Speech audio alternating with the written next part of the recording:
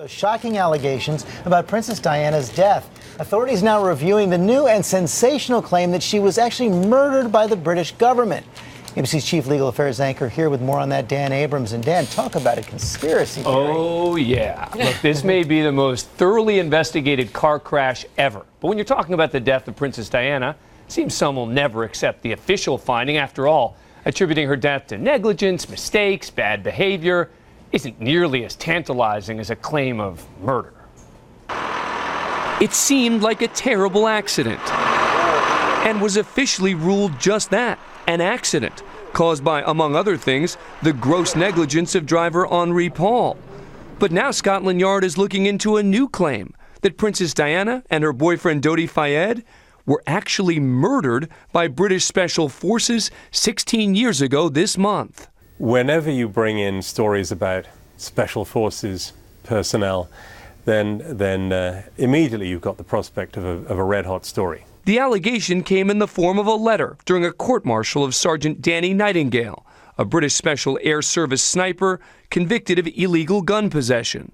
The letter alleged that a fellow Special Ops soldier told his wife their unit orchestrated the princess's death and cover-up. They had a team of people over there on motorbikes, designing, planning the whole operation, waiting with cars, etc. So the car would be driven down at speed, driven by motorbikes to get them at high speed, driven into the tunnel, and the strobe light then would be used to disorientate Henri Paul, so he'd lose control of the car. A new book said to be published next week by author Alan Power also claims the British government had Diana killed because they saw her as a threat. The security services and the monarchy, the establishment realized there's a big danger looming. Power alleges the princess was pregnant and planning on marrying Fayed and possibly preparing to leak embarrassing information about the prince.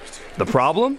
In 2008, after 6 months of reviewing every piece of evidence during a formal inquest into Diana's death, no evidence was found that she was pregnant or engaged or, of course, murdered. There was no conspiracy to murder any occupants of that car.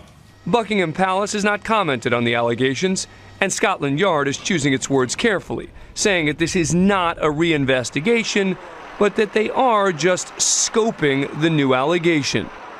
Now, let's be clear. This accusatory letter came from the estranged parents of the wife of a former intelligence operative. Talk about hearsay upon hearsay upon hearsay.